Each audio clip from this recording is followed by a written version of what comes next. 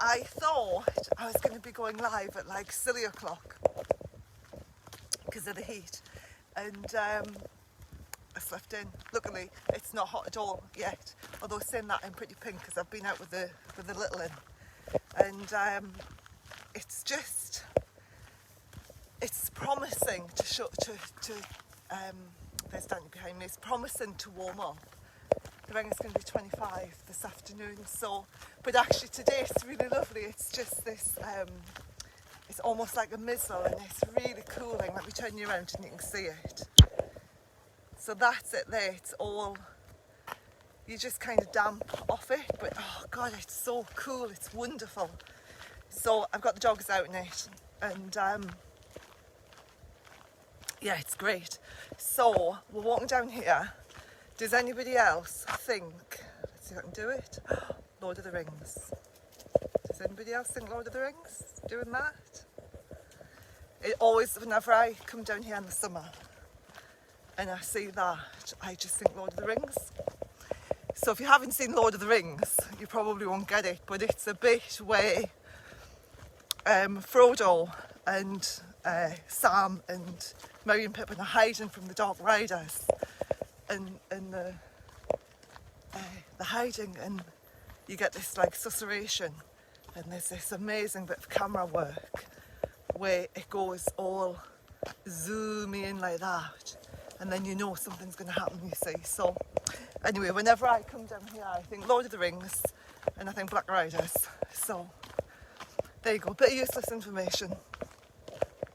I hope yous are all really well. I hope yous are coping with the heat, and I hope your dogs are coping with the heat as well.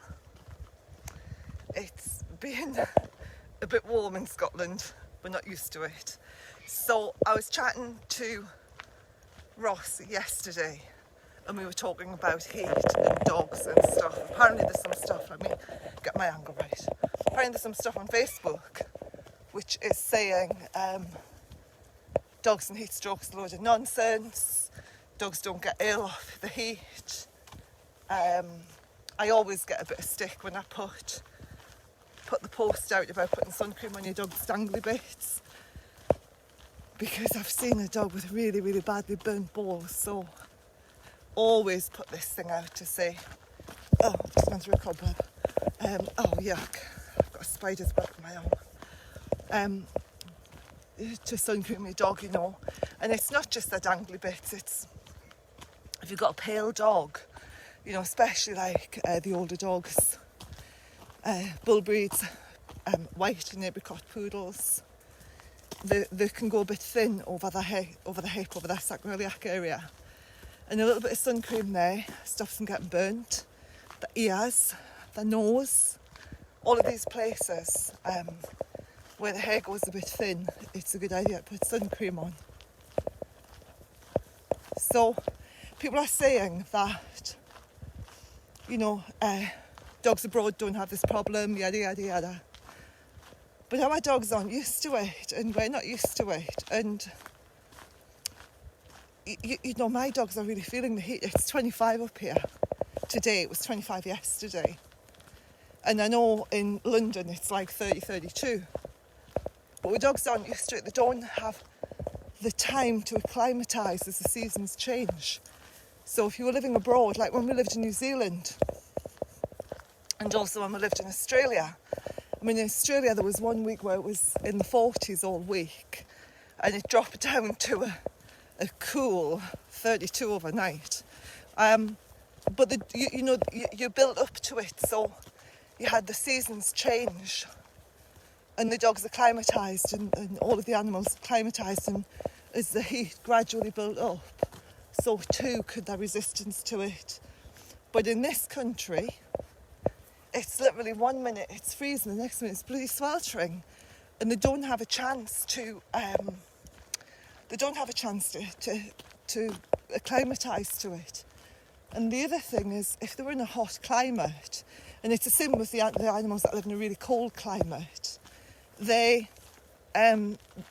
genetics, if you like, will give them the relevant coat for that climate. So, you know, the dogs that are living in really cold climates will get a lovely double coat, really thick undercoat, Dogs that live in warmer climates don't necessarily have the double undercoat. Ugh. Sorry, I just had a bug land on me. I'm not the best bug person, honestly. They don't develop that really deep, fluffy undercoat, but they develop a different type of coat which protects them from the sun and keeps them cool. And the other thing, when I'm talking about coat, is don't rump your spaniels. Do not rump your spaniels. If your spaniels are too long, if your spaniel's coat's too long, get your groomer to trim them, not shave them, because they'll have no protection in the sun and they'll end up burnt. They'll have no protection. I'm going to go in through the copse and then round, I think. Come on, dogs. I can hear the tiniest of trickle from the waterfall. It's probably not a waterfall at all at the minute. So when you rump the spaniel, they're losing all the protection from the sun. And if you've got a pale spaniel and you clip it out fully, then you really need to be looking to put sun cream on your dog. Oh God, Spud, look at you. Look at you. Come on then, this way. There they go. Nice and cool in here. Probably going to end up walking through a cloud of midges. But I've got my skin so soft on. Hopefully my legs won't get bit to bits. So yeah, dogs in this country, we need to really look after them. We need to provide somewhere cool for them to lie down. If you haven't got a cool mat, wet a towel, stick it down. Not sopping, but damp. A damp towel, put it down for them to lie on. Good ventilation's key. And just, applying. I keep getting bugs on me. Applying a bit of common sense will go a very, very long way to keeping your dog cool. And also remember that your dog's behaviour can change, its temperament can change. It's a bit like us. If you've got an older dog and a young dog in the house, just be aware that if your older dog's really hot and can't be arsed, then just watch that temperament, because they could just tell the young dog in no uncertain terms to leave them alone. So other things to watch out for in the heat. So this is all wonderful. Oh God, more moths. This is Spud is running in the ferns and the grasses, and he's running in and kicking all the bugs up at me. So he's hitting the ferns, and all the blooming moths and bugs are coming flying up at me. The joys of having a spaniel, huh? Frightened of missing anything. And then getting covered in bits, and then covering you in bits. So come on, Spud, you've got a load of grass seeds on you, mate. So what else is happening in Braidwood? We have got new instructors, which is very, very exciting. Let me just pick that up. So we've got some new instructors, and they'll be accredited this week, which is awesome. So we're just finalising everything for them. So watch out for an announcement coming out this week. Let me just flap my poo bag around.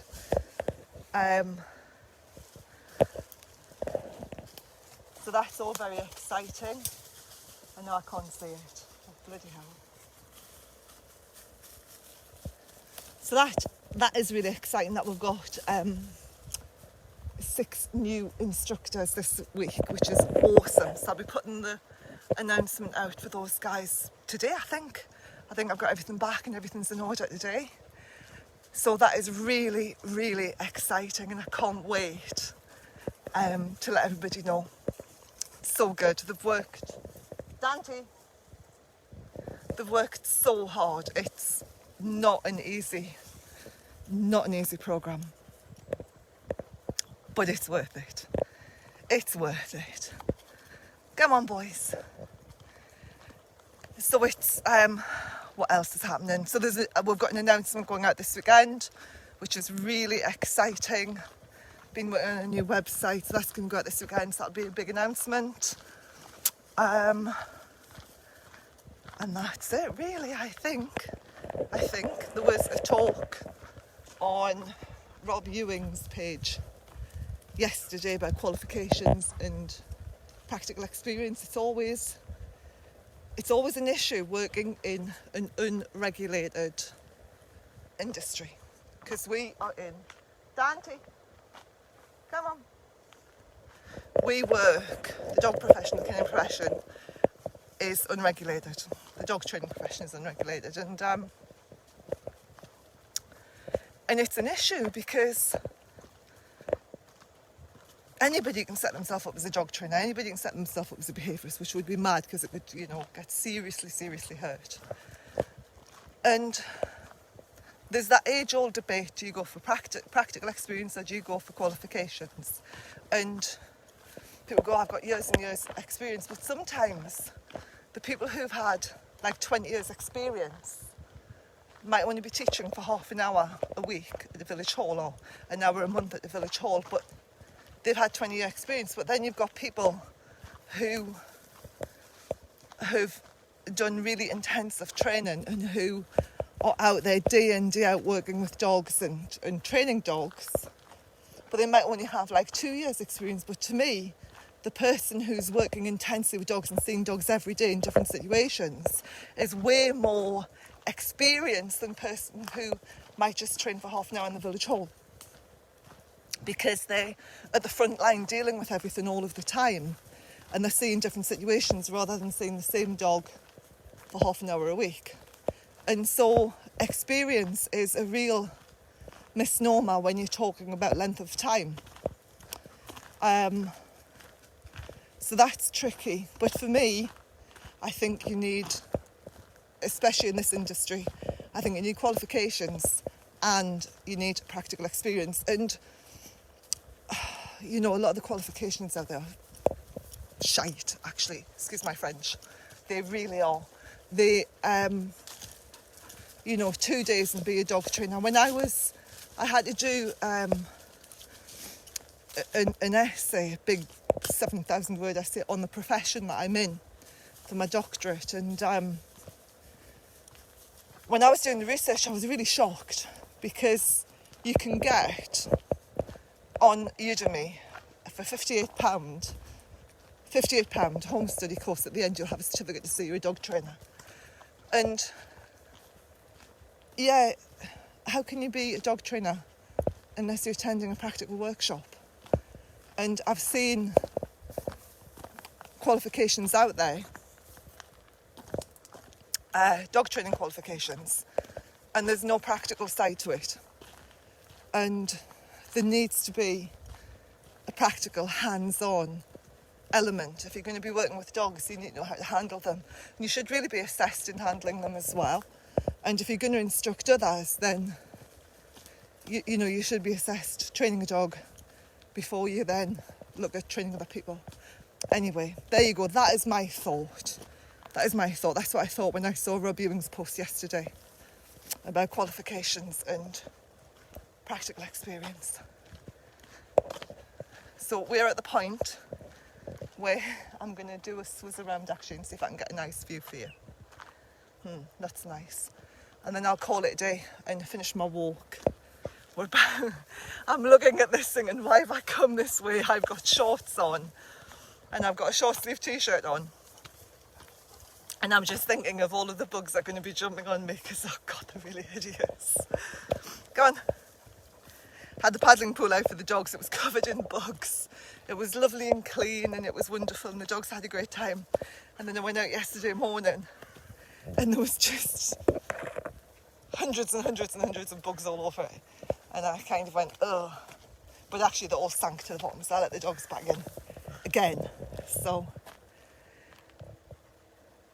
I won't be doing any retrieving across there. Hi Claire, how are you doing? I hope you're enjoying the walk today. I do think of you a lot. I hope your rehab is going really, really well.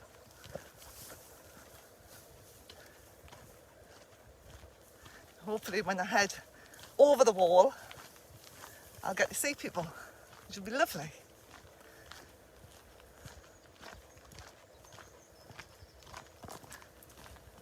Let's see if we can get something a little bit picturesque. Now, passed some amazing honeysuckle this morning. God, the smell hit you like 5 minutes before, well, 5 paces before you got to the honeysuckle. Should we end on you, Spud? Come here, Dante. Come and have a pose, mate. Come here. Sit. Spud, sit. Look at this dog. So he'll get the hose pipe on him when he gets home. He's got lots and lots of seeds. I don't know if you can see his tail. His tail is covered in these little grass seeds. So we'll get rid of them, Spuddy. Oh, well. Good boys. Well, have a wonderful day, whatever it is he's doing.